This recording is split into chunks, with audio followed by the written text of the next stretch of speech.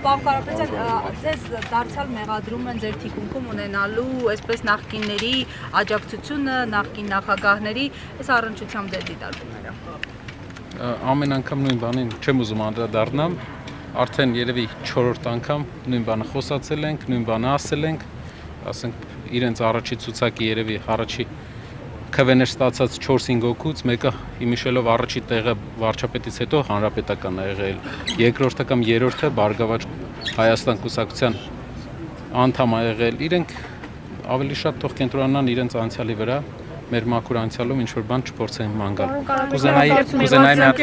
այսօր բրիֆինգ նախատեսված չի, մարդիկ սպասում են պարոն Կարապետյանի խոսքին։ Ինչի նախատեսում են, որ ինչ-որ խոսքը պատասխան լինենք։ Պարոն Կարապետյան, ձեզ ելույթ է նախատեսված, որ 40,000 դրամներ եք բաժանել իբրև թե մարդկանց, պատասխանում իբրև թե մարդկանց, այստեղ գալ կանգնելու համար նաև խնդրում եմ այս մեղադրանքներին անդրադառնալ։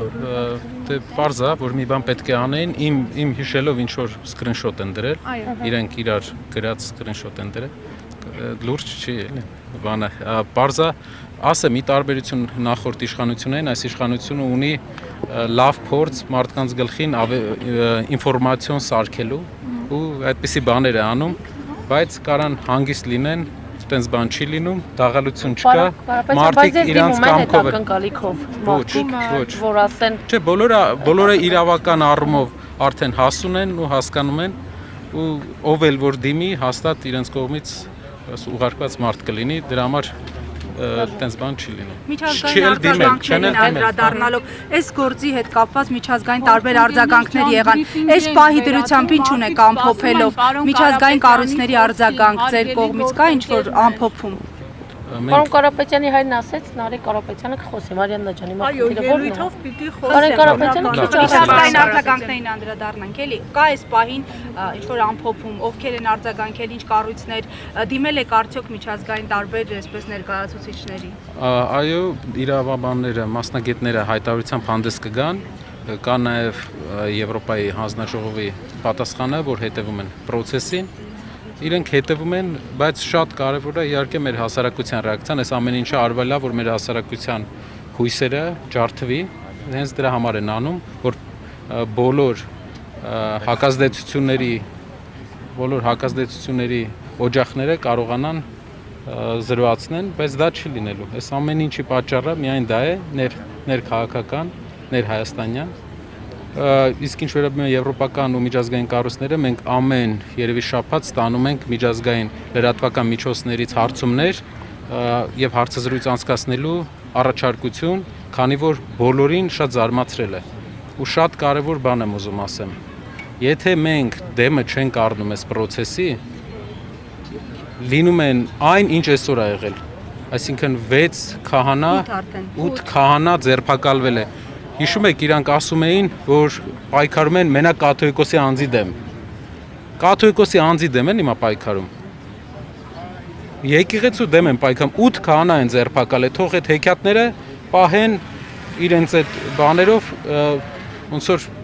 տարածեն, բայց դա հեքիաթ է, իրանք պայքարում են հայ առաքելական եկեղեցու դեմ, հայրենակիցներ ջան, այս իրանց հեքիաթներին մի ավատացեք։ 4 օր առաջ էլի Ադրբեջանի հոգևոր առաջնորդը հայտարարություն է անում, որ առաքելական եկեղեցին վտանգ է, 4 օր հետո էլի 8 հոգու ձերբակալում են։ Ոնց էլ մենք այդ մեսիջը ձեզ տանք, ձեզ մոլորեցնում են։ Այսինքն Ադրբեջանը հրանգավորում է այստեղի իշխանություններին ինչ անեն, պարոն Կարապետյան։ Գիտեք, կա դեդուկցիա եմ ես հետ գնում, այսինքն կա փաստ եւ այդ փաստից նախորդած ամեն Ադրբեջանի հոգևոր առաջնորդի հայտարարությունից մի քանի օր հետո տեղի ունենում այսպիսի մի դեպք։ Այս մարդիկ ոչ հոգևոր հովիվին են մեր եկեղեցու թիրախավորել են Հայաստանի ամենամեծ ռեպուտացիա, ամենամեծ վարկանիշ ունեցող կառույցին, հայ ժողովրդի համար, միավորող ուժին, սփյուռքի հետ միավորող ուժին, որպիսի հնարավորության դեպքում կարողանան հակազդեն հայկական պահանջատիրությանը ցեղասպանության ուղղությամբ։ Այսինքն, որպիսի ցեղասպանության հետ կապված մեր ազգի բոլոր պահանջները, ճանաչման հետ կապված բոլոր պահանջները հնարավոր լինի ինչ որ ձև Հայաստանում արդեն չեզոքացնել։ Այս ամեն ինչ 8 քահանա, ես զարմանում եմ ինչ դեգրադացիա գնում իրանց մոտ էլի։ Հանրային քաղաքական շրջանակները իրավիճակը փոխելու հնարավորություն էս պայնում են հարված իրենց վրա վերցնելու, որ եկեղեցին չմնա մենակ։ Այն բաները, որ իրանք հայտարարում են, այդ 40,000 դրամ այն իրանք վախենում են այն ազդեցությունից, այն տպավորությունից, որ ստացել են 3 մի քանի հազար մարդ 12 ժամ, 10 ժամ ստեղ սպասելա։ Դա իրանց ցույց է, որ չեն հոգնում գնում։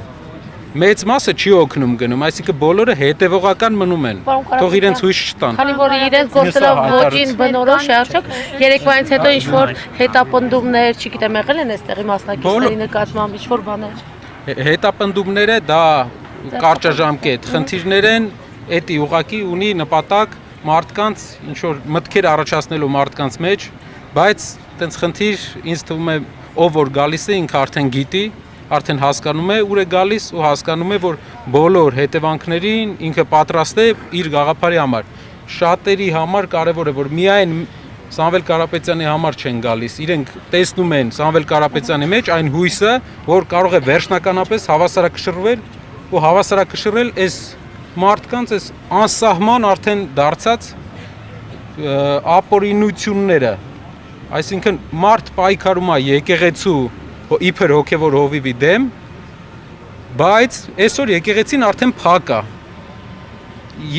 Ինչն է, ինքը ասում է ես եկեղեցու հետևորդ եմ, եթե եկեղեցու հետևորդ ես, 8 քահանա, ինչու ես ձերբակալել, ինչու ես կալանավորել։ Սա հարգելի հայրենակիցներ համոզում են ինչ որ ձև իրանց մեդիա ռեսուրսներով ձեզ ուզում են մոլորեցնեն, իրանք ուզում են եկեղեցին թուլացնեն, ոնց ասեմ ձեզ, եկեղեցին թուլացնում են այս մարդիկ, որ իրանց նպատակները կատարեն, այն նպատակները, որի պարտավորությունը ամենայն հավանականությամբ վերցրել են։ Շնորհակալություն։